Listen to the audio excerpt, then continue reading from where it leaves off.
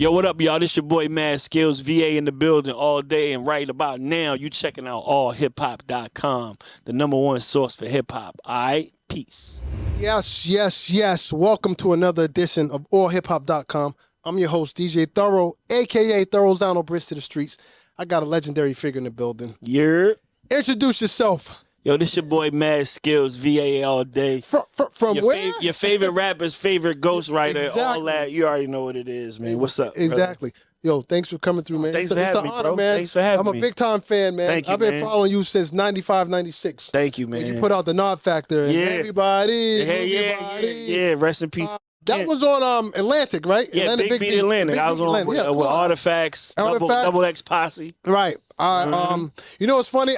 What I remember from you, it was the line you said, and rest in peace to Biz. You said something about I'll keep rhyming until Biz Markie just cute. Yeah. Rest in peace, Biz. Yo, how did that go over with Biz? Yo, well, I remember one time he ran to me, he was like, yo, you ain't have to do me like that, yo. I was like, come on, Biz, all love. He was like, yo, your breath smell like doo-doo, too. Like, you know how Biz was. So he got me back. You know what I mean? Like, he got me back. But, yeah, shout out to Biz, man. Rest in peace. Great brother right there. Yeah, that was definitely a great brother. So I'm gonna just go all over. I was going to go chronologically, but I'm going to go all over. Okay. We're going to talk about this new album, because I like to get into the now. You know what I mean? Right.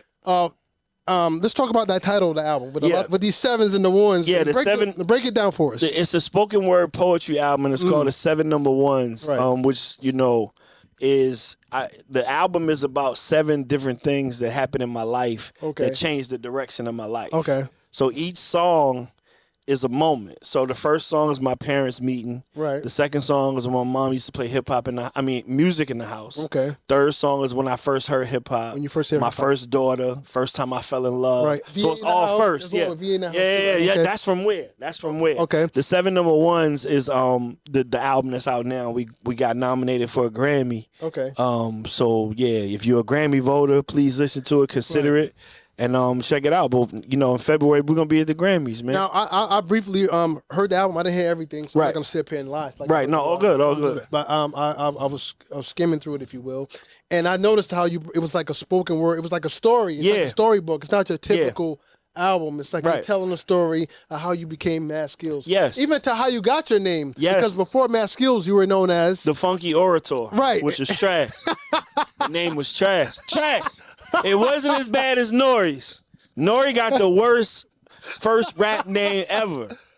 I'll take the Funky Orator on the chin. Right. Nori, your name was MC Yahoo with the balder bean. Yahoo? You out of pocket. That was crazy, right? MC Yahoo with the balder bean. Right. Next time y'all see Nori, call him that. Right, and actually somebody, I guess a fan, if you will, a listener. Yeah, a listener named me. Because you were rhyming over Mobb Deep instrumental, and somebody said, yo, I don't know who that was. But he got Mad Skillz. They got Mad Skillz. And that was how I got my name. That's how you got somebody your I name. never met gave me my name. Do we know who that person is? I still don't know who that person was. You need to reveal yourself, you know what I mean? Yo, find me, bro. Right. I owe you a He little got something. an for you. Yeah, I got an old school two-door for you, bro. You know, right?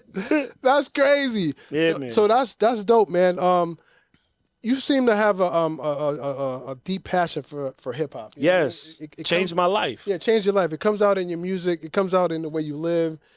It changes out in everything you do, you dress or whatever. Like, what does hip hop mean to you? Man, listen, everything, man. I don't know where I would be without hip hop. This culture, you know what I mean? It spoke to me directly as a youngin', you know what I mean? And I just remember, you know, having to immerse myself in it. I had to have those shell toes. I had to have that Kango. Right. You know what I mean? I had to have that Puma jacket. You know what I'm saying? So anything that was hip hop related as a youngster, man, I was on that cardboard breakdancing. So when I look back at the life that I've been able to, you know, have for myself and be able to, you know, put food on the table for my family and a roof over our head just from hip hop, man. Like I never thought in a million years that would happen. Right. Now that's dope because see, a lot of people now, because of the internet, we take for granted you could get hurt like that. Yeah. But at the time when you were coming up, you were from Virginia. Yes. Correct. Virginia wasn't known for hip hop. So it was very difficult to get noticed being from VA. Yeah, I had to come up here. Yeah, even though you're 6 hours away, you had to come here. Yes. It's not like that anymore. No. Just for you. You can pick your phone up and get heard anywhere. We couldn't do that. We had to come to New York. What was that struggle like? Because I knew it was a struggle. Coming up here on that turnpike, at least once a month, twice a month sometimes, going to the labels, going to the, the seminars and, the open mics and standing outside of the clubs with your tape trying to get on. And then, then I did that battle, that, rest in peace, Clark Kent. I did that Superman World Supremacy battle in 93. 93. And that changed my life. You know what I'm saying? Like, once that happened, I had already sent the tape out, so hella people went back to work on Monday, and the tape was already on their desk. On the desk, right. So he's like, oh, I saw that kid this weekend. Let me check him out. Right. So I did. Then the bidding war started. You know what I'm saying? And Atlantic beat Big Beat. Yeah, Atlantic Big B won that. Who else was interested, if you will? Oh, man, Tommy Boy, Loud at the time. Right. I want to say, remember East West? East West, yeah. Records, DOS Effects was on East West. East West. Shout out Tommy to DOS Boy. Effects, I wanted to go to Tommy Boy because I was like, they loud, you know what I'm saying? Right. Like, but, Big B gave me like a R&B budget. Right. They dropped the whole bag on the kid at 19. As they should. You know what I mean? So we went with Big B and started working on the album and, from where it came out of that. Now, was Clark Kent instrumental in helping you? Let's speak Very on that. much so. Yeah. Clark, man, listen, I lost the battle, right? Came in second, and Clark was like, yo, you dope, man. I want to help you make some demos. So I was like, all right, cool. So when I would come back and forth to New York, I would sleep on Clark's couch. You know what I'm saying? We would make records. We would make demos. He would help me structure my bars. Because I was just rapping, you know what I'm saying? Clark would slow me down, get in the pocket, say, the way you say this, say it like that. You know what I'm saying? Like, so when I got on, the first thing I did was come back to my OG. Like, OG got to be on the album. You know what I'm saying? Because Clark was heavy into his production. Right. You're talking about the Spread My Wings remix. He had just did Junior Mafia, the single and the remix. Right. So, shout to Clark, man. I used to be on Clark's couch talking shit about Jay-Z. Not knowing how close him and Jay-Z was. Right. And then it got to a point where because I was trying to prove myself to Clark because I lost that battle. So it got to a point where Clark was like, yo, son, chill. Like, I'm going to work with you. You dope, you good, but yo, chill on the Jay-Z. Jay-Z's Jesus Christ rap. He used to tell me this in 93. Right. Jay-Z's Jesus Christ rap. Like, relax. I'm like, yo, Clark, I'll battle that. Son, like, I'll go at him. And he like, nah, chill. Right. And then later on, I remember hearing some of these Jay-Z records that were some of the most amazing songs I ever heard in my life. And I was like, oh, I see why he talked like that about him. Right. Yeah. It's funny that Clark took a liking to you because at that time he was multitasking. Yes. He had everybody. He was dealing with Biggie and Jay-Z and at the same time. Listen, while he was dealing with you. Foxy too. You know what I'm saying? He had his hands in a lot of pots. So R.I.P. to Clark, man. He changed a lot of people's lives. He helped a lot of people, and he definitely will be remembered and missed. Yeah, one of the greatest men I ever met, man. Right. True friend. Right. Now back to your album. What is it? 7? I want to make sure I got the title. 7 number ones. 7 number ones. Who else? Who's all on this album? A lot of people from VA, actually. As they should be. Yeah, I kept it fam. Okay. I got a couple people on some hooks. Is it William Devon is on there? Raheem Devon is on there. Raheem Devon is on there. Layla Hathaway is on there. I got tracks from James Poyser. He played for the Roots. Okay. And my friends. I that's why this nomination is so, big for us because I'm a manifestor. When I win this joint, I'm winning it with my friends. With your friends. It ain't like y'all they tagged me to some producers. I did this with my brothers and my friends. Right. Now VA has come a long ways, man. Yes. We got Mad Skillz, we got Clips, we got Missy, we got Timberland. Yeah, the Neptunes. Right. I don't know if you remember this group. You from VA. Remember Grandmaster Slice and Izzy Chill? Yeah, of course. Girls move their butts. Yo. They was from Danville. Yo, that was dope as yeah. That was nice, yo. Yeah, they was like our Fresh Prince and Jazzy Jeff. Right, I think that was the first people I heard out of VA. Yeah. Girls move their butts. That record was hard. Had the electric slide. Yeah. Yo, they was dope, yo. The DJ was dope. I ain't gonna. And they really did their homework. Those records really popped and You're surprised I knew that, right? I mean, yo, you really dug in the crates on that. Like, but yeah, Izzy Chill, Grandmaster Slice, man. Shout out to them. Yo, they was dope. Listen, when I tell you, I'm just like you. Even though I'm from New York, I bought everything outside of New York. Right. Like, I knew about Texas rap. I knew about LA rap. Right, yeah. Chicago. If it was down south. when I went to Tower Records, I just bought. I didn't know who these people were. That's how I discovered Lord Finesse. Right. Even though he's from the BX. He's a Wild Pitch Records, Lord Finesse, Mike Smooth. Who's this? Oh, Premier. Return of the Funky Man. I just bought it. I was just buying. To do what you like, digital on the ground. I was just buying everything because it was like a sponge. I just wanted to hear everything. That's dope, man. And that's how I got turned on to every type of music. So when it comes time to go do parties, I know what's going on. Right, you already got you already got it. That's dope. You got to do your homework and your research. Yeah, you got to definitely do your homework. Now, man, your pen game is tremendous. I'll just say this, to the point where you started ghostwriting for a lot of people. Yeah, in like I would say late 90s. Late 90s. 97, 98. Right. I started ghostwriting by accident. So how did that happen? What was like? It was a DJ who was working. I was up here working with Timbaland actually. Okay. That's around the time Missy started bumping and the rain was out. I was working with Tim, and it was another DJ that heard. He came into my room by accident, and he heard the track playing with the hook on it. So he asked, he was like, "Yo, what you doing with that?" And I was like, "Yo, I'm working on it." He's like, "Yo, you should let me get that." I'm not even knowing what he's saying to me. Right. In retro, so he's like, "Yo, you should let me get that." I'm like, "Yeah, I'm gonna drop I'm probably do 2 verses on it, maybe maybe I might do 3 verses." He like, "Nah, you just let me get this part." Right. And I'm like, "Nah, just give me till tonight. I'm gonna have a verse on." And because I really wanted to be on his. He's trying to say it in a nice way, I'm cool. This part crazy. Right. I don't even need your verses. I'm gonna go. So I let him get it, and he put. I didn't even know what publishing was or nothing. He put some other rappers on it, and it was my hook. So they hit me back for the splits or whatever. I didn't know what that was. I owned this percentage of the record, and then they came out. It did what it did, and then the check came, and I was like, oh. So then he started telling people yo, who did? He's like, yo, Skillz, Mad Skillz be with Tim and Missy. Yeah, he did this. So that would help me get in the sessions, right? And then that's how it happened. Right. You know what I mean? So that was the beginning of the ghostwriter journey. Right. And is that what inspired you? Because I know on the Raucous label, you put out a song called Ghostwriting. Is that what inspired that whole? Yeah, you name drop, but on the edits. On the edits, I never put it. I never put it out there. But back, when you look back at it, you know what I'm saying? It was a smart move, but I wasn't really thinking. I was just trying to. Before it was viral, I was just trying to get people talking. That's what it was. And I put it out there. It was kind of like what 50 did with How to Rob and, you know what I'm saying, all those things like that. So I put it out there, and then it jumped off. And people was like, oh, my God, who he talking about? Who he talking about?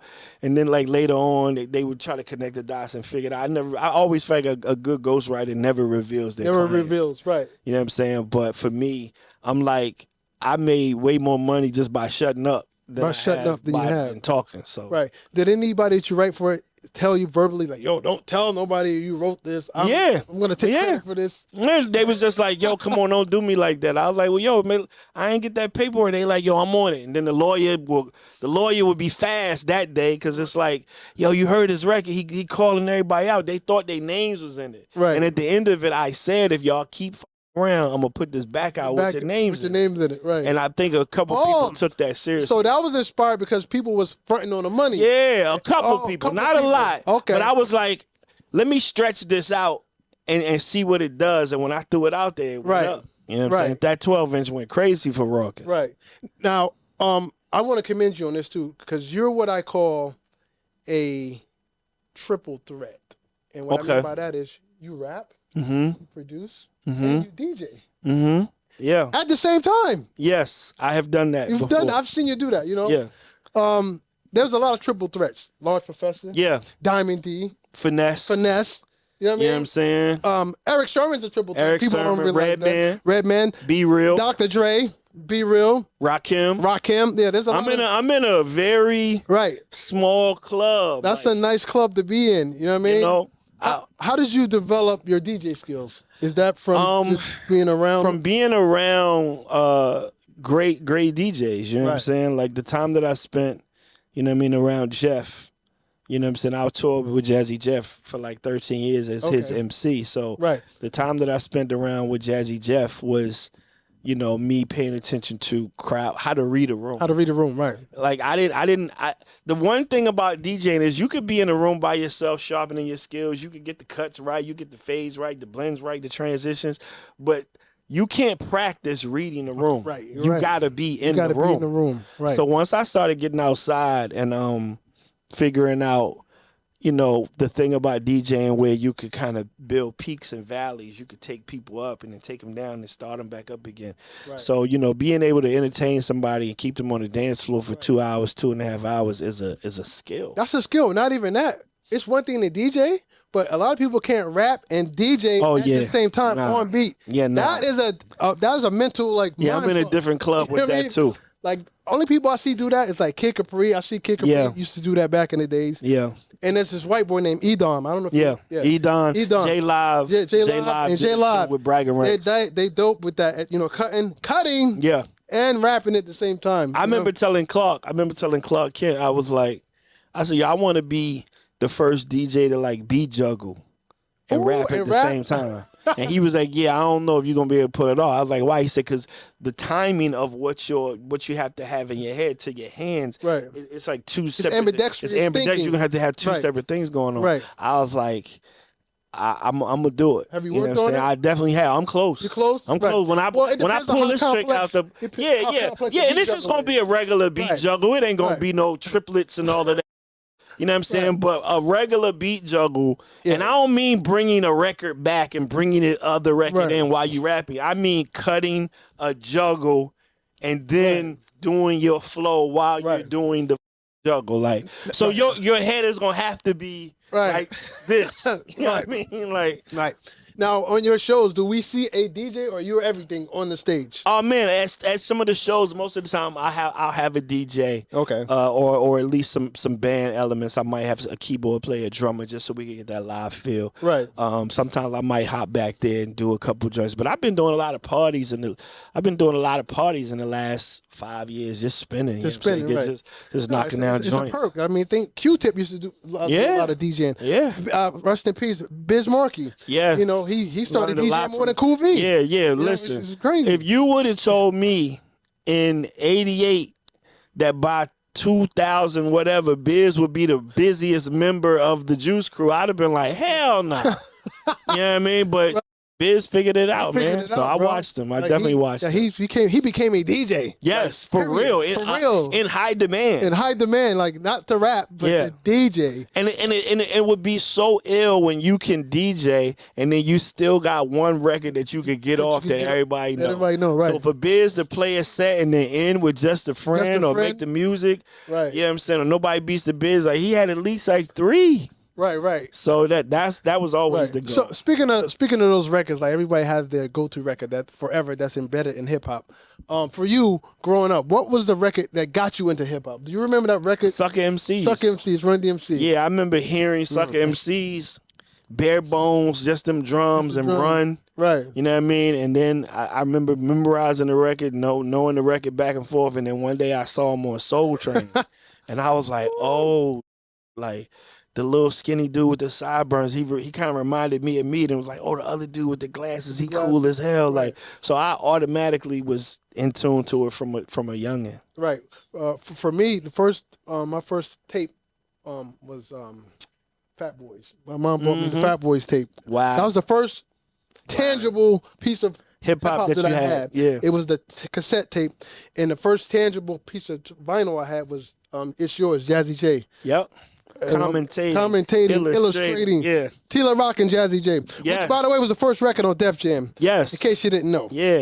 You know, so that was unsung hero, Tila Rock. Yeah, Tila Rock, right. People always say LL, you know, and no disrespect to LL, but the first time I saw a Def Jam logo on the record, it was Tila Rock. Yeah, well, yeah. I mean, if you want to by definition and how it actually happened, that was the first record on Def Jam. I would say. Maybe, if I'm not mistaken, LA was the first one to put an album out. Right. That's what he was the first to do. Yeah. Put a whole album out. Tila Rock never put a whole album out on Def Jam or whatever. So that's what he was mentioning. Now, speaking of LL, recently LL was on a internet saying he's the most, and I don't want to quote him wrong, but he's pretty much saying that he's the most important person in hip hop in terms of he was the first to wear Jordans. He was the first to wear gold and ice in the chain. He was the first to do love stories in songs. What's your take on that? All right, now listen. I'm going to say this. When you're first at something, that's the first thing. Let's just talk about that. Okay. When you first at something, people usually don't remember right? Okay. A lot of if we going back to who did what first, then we gonna be in trouble. We gonna be in trouble. So, right. but here's the thing. LL, if you talking about a man who came out in 85, 84, 84, came in 84, and we still talking about him in 2024. Right. First of all, that's a hell of a career. Right. Bro, if you could get 36 years of relevancy in anything, right. in anything. So, listen, he was the first freaking hip-hop superstar, right. teen star. Right. It's a lot of firsts with him. Yeah. And I know sometimes it may sound like, if you saying like, dang, he saying you on his soapbox, saying it's true. Right. You know what I'm saying? It's true. LL he one of them ones, man. Right. Like, if you could ask me, like, yo, whose career would you want to have? If you could trade your career with anybody, the first two people I think of is LL and Will Smith. And Will Smith. You know what I'm saying? I get it. And I see things like I get it. I see things in ways sometimes that people don't see them. Right. You know what I'm saying? So it's weird for me. Right. No, I get it. I was just speaking on the Jordan thing. He said he was the first one to wear Jordans, right, on the album. Mm-hmm. I would say that's true, but you were the only one signed to be able to wear Jordans on the album at the time, if that makes sense. Yeah. You see what I'm saying? Yeah. That's not to say that nobody else had on Jordans. Yeah. You know what I mean?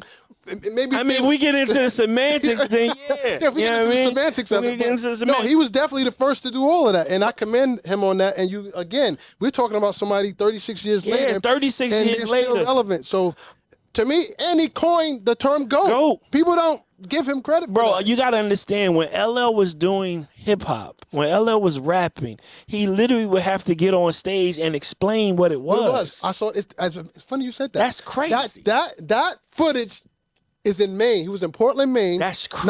1984. He was at some school, some gymnasium, and he had to announce, okay, the DJ is going to do what we call cutting. Now he's going to go back and forth. This is cut creator. And I'm gonna do a rhyme over to be like, imagine having to explain what you're seeing. Right. And it turned into what it turned to.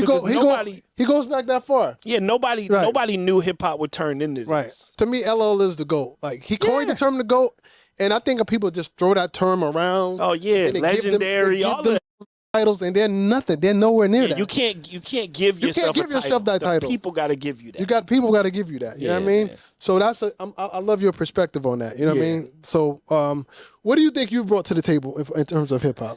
First of all, I put a whole state on the map. Okay, facts. By myself. Factory. When talk about, I put my neighborhood on, I put my block on, I put my city on, I put a whole state on. Yeah, you were the first one by myself nationally to go up from VA. Right? You know what I'm saying? Yeah. Like, we was just talking about Grandmaster Chuck, Slice Is Chill. Chill. Nobody knew where they was from. Yeah, they didn't go global. You know what I mean? Yeah. So for me, before the Clips, before Tim, Missy, the Neptunes, it was me. It was you. It was me and D'Angelo. Right. See, people forget. Yeah, D'Angelo. You know what I'm saying? Yeah. So, and he an R&B singer, right. So he can't represent like we would want a rapper to represent. Right. Trey Songz is from VA too, right? Yeah, Trey Songz is from VA. Chris Brown. Chris Brown, right. You know what I mean? Wow. So, Rage, Lady of Rage. Damn, you're right. Lady of Rage is from VA. I forgot about that. She from out there where Izzy Chillin' them from. Okay. Yeah. Wow. So yeah, man, I would say I brought a lot of originality to the game. Right. When I first came out, I used to get a lot of like Big L comparisons because our voices were similar. That's my favorite rapper. Okay. So you know. Listen, that's totally understandable. That's my favorite rest rapper. Rest in peace. God bless the dead. Yeah. Big L, one of the illest, man. I always think about what he would have been able to accomplish if he was still here. Yeah, he was insane. You know what I'm saying? So, I was always, trying to bring new perspectives to the game, and I made sure that I just screamed out where I was from. People knew where I was from. I never wanted people to be like, yo, where is he from again? Right. I was going to say that all the time. I wasn't going to say nothing else. Is that why you named the album From Where? Because people would listen assuming you was from somewhere else. Right. And when you say VA, they go, from where? They like, from where? Like, nah, kid, you got to be from Uptown. I'm like, nah, I'm from Virginia. From where? Like, it didn't even sound, rappers like, you be in Virginia? Right. And I'm like, yeah. Right. See, now that segues me to this next question. What's your perspective now? I'm glad you brought that up. What's your perspective now on the current state of hip hop and what's going on? Like musically, fashion-wise, just culturally, just what's your take on what's happening? I feel like we've lost the originality. we definitely lost the balance. Yeah, we did. But you know, I think as elder statesmen, and we've moved into a place where, you know, most generations don't like the generation's music that comes after them. Right. The only connection that we had to our parents was we were sampling their music. Records. Right. So when I'm playing my mom Biggie, she like, boy, they ain't nothing but the Ozzy Brothers. So now these kids got smart to say, like, I'm not gonna sample none, because if I sample something, I got to get him half. I'm not sampling. We gonna make this. Right. Me and Tommy gonna make this from scratch. Right. You know what I mean? And we gonna post it on our whatever. Right. And it's a lot of like people attempting to just chase trends instead of be original. Right. So I hate that for these kids, that they feel like they gotta be something else in order to pop. Right. Gangster, whatever, you know what I mean? Like, right. Man, listen, if you're a nerd and you sit in the room and you want to make a song about anime and Jordans, then do that, bro. Right. Don't go out here and try to be that just because you think that's what's gonna get you popping. Right. And who do you think is to blame for kids thinking that's what they have to do to get on? Who's ultimately the I would say us, because number one, ain't no more gatekeepers. There's no more gatekeepers, right? And I would say, right. It used to have to be you had to be dope, right, in order to get a little further. You couldn't get on certain platforms or on certain things if you weren't dope. If you wasn't dope. But the internet took all of that away. Yeah, the internet made it, if you're popular, cool. Not if you're dope, not if you're capable, you're popular. Yeah. Come on. So this is a thing where everybody's welcome now, regardless of their talent. It's an even playing field. And that's just like everybody should not be able to play in the NFL. No. Just because I know Deion Sanders, that don't mean that I'm good enough. But that's how these kids think. That's how the music is right now. Yep. You know what I mean? And you know another thing too, man, that I see, so music success is subjective. Right. So I tell kids all the time, if you're making a living doing what you love, you're successful. You are successful. Yep. Period. That's it. You're successful. That's it. You don't have to have the big car, the house, the mansion. If you're making a living, you can pay your bills doing what you love, you're successful. So the problem is too, a lot of people like, all right, so when we were growing up, I'll speak for we, because I know you can attest to this. When we were growing up, we had choices. It was how you call it? It was an equal playing field. So I could listen to De La Soul. Yep. But then I could go listen to Ice-T. Yep. I could listen to Schoolie D. But then I could go listen to the Jungle Brothers. Yep. And it's all coexist, and it's all. We could go to a show and see all of this. And see all of these. I could go to a show and see KRS-One, NWA, Public Enemy, De La Soul. Right. And freaking Def Jeff. And Def Jeff. All on the same show. With Soul. Right. All on the same show. All on the same show. Right. And everybody brought something different. Right. The problem is now kids think they have to rhyme and have a one-track mind because that's what they see mainstream. Yep. You know what I mean? Now, some of the biggest flashy dudes in the world, and we can test to this, never spoke about the Flash, but they were. Rakim, one of the most gold in the world. Yeah. Ran with the Paid in Full posse. If you know, you know. Right. You know what I mean? Slick Rick. Never spoke on no jewelry. Yeah. Never spoke on the Rolls Royce they had. Never spoke on the Dapper Dan clothing. You saw it. It was what it was. And we want to talk about jewelry? Who wears the most? Slick Rick. Yeah. Name me one song where Slick Rick is talking about jewelry. Right. There is not one. There isn't one. It was brought on to be an accentuation to what I was doing, not everything that I was doing. Not everything you was doing. I'm not, like, matter of fact, I'm so good at what I do, I don't even have to talk about this. Right, and see, that goes back to the talent. This is why everybody figure I can't do that because I have to talk about this in order to get on. I don't have a mind. I don't have a free mind of talent, a will.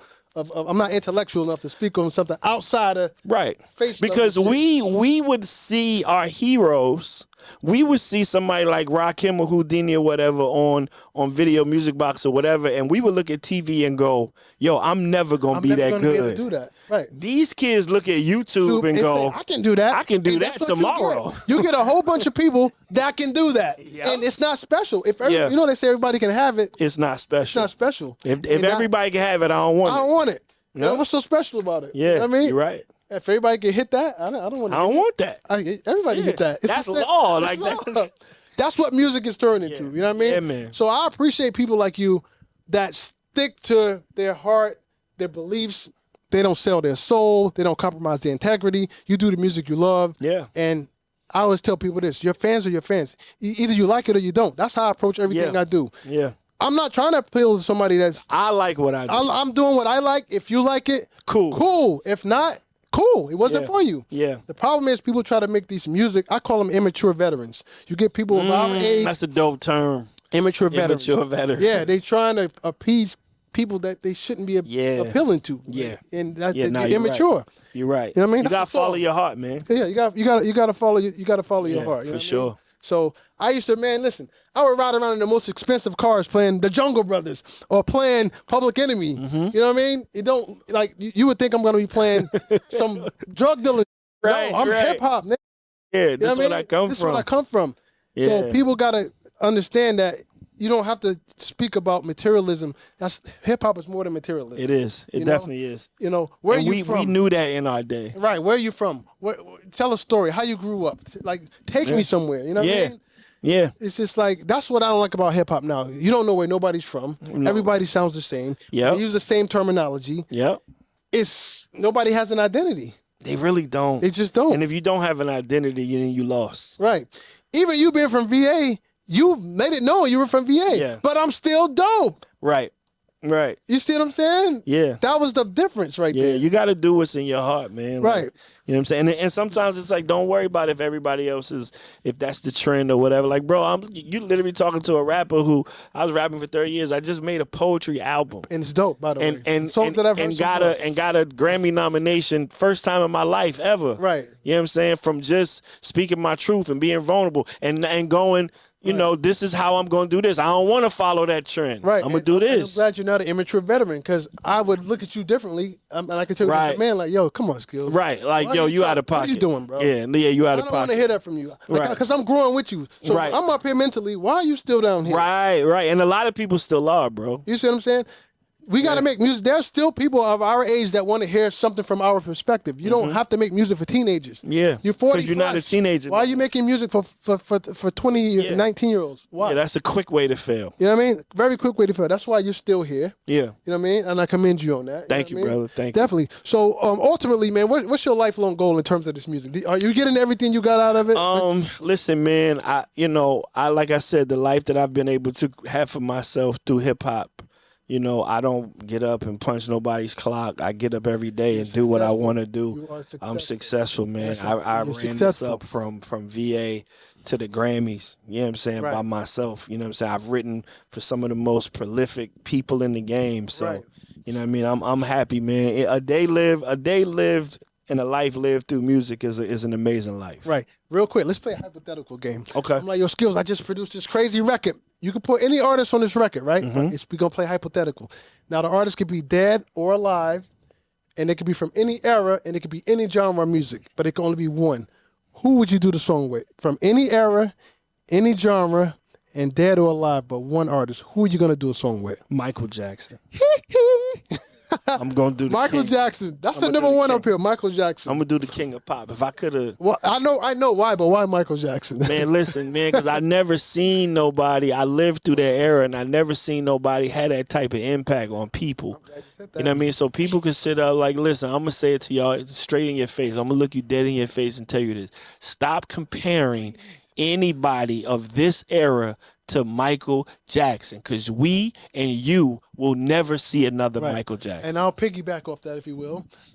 This man's off of one album. We're going to talk about Thriller. This man sold, listen to the word, sold. Not physical copies. Physical copies. We're talking at the time albums, not even CDs. We're talking cassettes and albums. All right? He sold 52 million copies of one album. Okay? Yeah. That means 52 million people had to leave their house to purchase this. No downloads, no streams, no nothing. So don't ever compare nobody to Michael Jackson. You're never going to see You're never going to see that again. You're never going to see a person that can't even come to where you live to perform, because there's no place there big enough to hold the people that would come. Right? I'm not even finished yet. Like, so then if he did come, let's say he did come do the stadium, he can't even do the stadium for one day, because that still ain't enough for everybody to come. He gonna have to do the stadium for 7 days. At least 7 days. So when he does do the stadium for 7 days, Imagine this. He takes all of the money that he made from the stadium shows and just give that to the community. Because he don't even need the money. We're not going to see no artists like that. We're never going to see that again, man, ever. So can we please lay that to rest? Yeah, ain't nobody disrespecting anybody, but you're not Michael Jackson. No, I'm disrespecting everybody. Ain't nobody fainting at your shows. Yo, I was about to say that, yo. Ain't nobody fainting at your show. Who's fainting? Yo, he went to Wembley Stadium. Nobody's fainting no more. You go to Wembley Stadium, nobody's fainting for you. They literally had people that were there just to catch the people that fainted. Male, we talking female and male. Grown men. Fainting. Faint catchers. Who can do that now? Who's gonna faint? Bro, please. Who's gonna faint for you? It's too accessible. We know too many people. Nobody's fainting for you, so stop it. Ain't nobody fainting for none of y'all. That's a record. Probably snuff y'all. Right. Like, you're not even fainting. Right. Now before we get we're getting close to the end of the year, right? Mm-hmm. With that being said, you are known for the end of the year wrap up. Yes. Along with now Uncle Murder, right? Mm-hmm. Now in the past, I don't know if it was actual like a disagreement, but it seems that he kind of overshadows you in what I see. You created that. I created it. You definitely created the year-end wrap up, and he kind of like took the crown, so to speak. Mm-hmm. Like, where are you at with that? Are you still doing it? Are you? Man, listen. What's going on with that? I haven't done it in like 3 years. Okay. I think it's 3 or 4. I think my last one was 2021, maybe. Right. Okay. So I haven't done it since then. Okay. And I probably had some of the most peaceful Decembers since then. You know what I mean? Right. And when I look at the things that have happened in my life since I stopped doing that song, like, I mean, I wrote the Jay-Z Rock and Roll Hall of Fame speech. I wrote that for Hov. You know what I mean? Say that again. I wrote the Jay-Z Rock and Roll Hall of Fame speech for Hov. That when he got inducted to the Rock and Roll Hall of Fame, I did that. I did the wrap up on BET. Mm-hmm. The 50th when the 50th year hip hop came. Hip-hop. I did the wrap up on BET for the 50 year hip hop wrap up. So and now I'm going to the Grammys for a spoken word album. So. Right. Man, listen, bro. Shout out Uncle Murder. You got it, bro. Enjoy it. Enjoy it. Because I'm on to other things, man. Okay. You know, I mean, we had our issues back in 2018, 2017, but, you know, Murder's a funny dude, man. I'm sure he going to make something funny and entertain the people. He going to give him the shade. No, that's all I got, man. But, you know, I like to have teachable moments and, you know, and let people know it's not what you think it is, you know? Nobody. And I realized mine, you know, mine was very, you know, I was, you know, very ill with it, like in the way that I, you know, they're like, oh, Skillz, he don't be going in, he don't be talking shit, and I'm like, yeah, because these my friends, right? You know what I'm saying? I'm not about to blow a 20-year relationship for a punchline for y'all. Right. You know what I'm saying? Like, I'm still going, you know what I mean, continue these things. So, you know, he got it, man, and he can you know, he can definitely put a record together and keep the people entertained. But I'm gonna go win this Grammy. Hey, you know what I mean? I feel you. I'm busy. You're busy. All right, that's the name of a new album. I'm busy. I'm busy, right?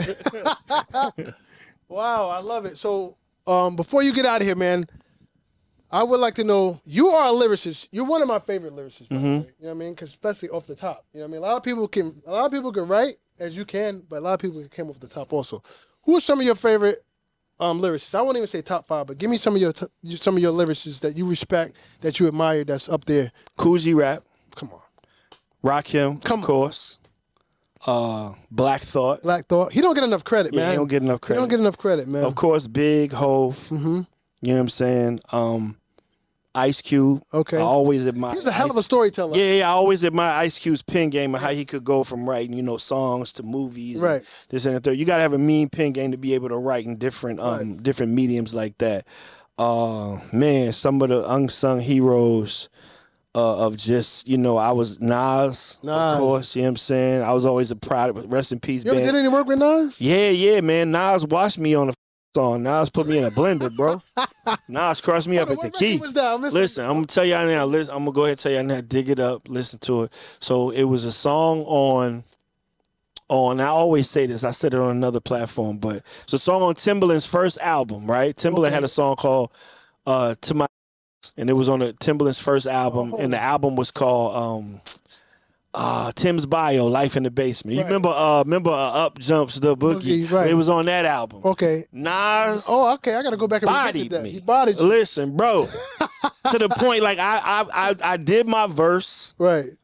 And I thought it was dope. You know what I'm saying? It was almost like a cannabis moment. I left I come back to the studio. It was Manhattan Center. I never forget, down Hammerstein Ballroom. I come back to the studio, and Nas, it's like 3 days later, Nas then laid his verse, and I listened to it, and I'm telling Tim, like, nah, like, I gotta go back in. It was too late. I couldn't get back. I couldn't redeem myself. So. Right. But then again, I looked, I was like, damn, the only VA got a song with Nas. Right. You know what I'm saying? Got a song with Godson. So I had to take it, but the MC in me, I was like, he got me. You competitive. You got to know when somebody got you. He got me. Right. Hey, I appreciate that, man. He floated on that. A lot of people want to admit that, but you know that. Nah, he floated, bro. So shout out to Godson, man. Yes, Nas, sir. Man. Definitely. So listen, man, before we get out of here, man, let people know how they can follow you, get in contact with you, where they can get the album from, and all the good stuff. Listen, Skillz VA on everything. That's SKILLZ VA on everything. You can follow me, tap in what I'm doing. And like I said, man, if this drops before January 2nd, the Grammy voting community, go listen to, the 7 number ones. It's up for Best Spoken Word Poetry Album, and it's for your consideration. So check it out. And if you like it, by all means, check y'all out, man. Love y'all. You already know what it is. All right, and real quick, man, let's talk about that 1988 Acura Legend, B. Yeah.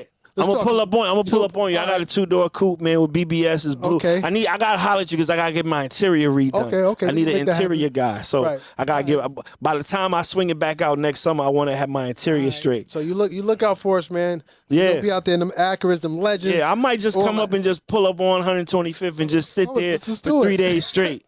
Let's do it. BBS boys, man, we out here, man. All right. We got a new member, man. You know what I'm saying? I'm in the building. I got the VA plug. Exactly. That's the VA plug right there. All right. So with that being said, man, I go by the name of DJ Thorough. Let them know the name again. Your boy Mad Skillz VA all day. Like that, and like always, when you see us, one knee us. That means get on one knee and kiss the ring. We out. Bang.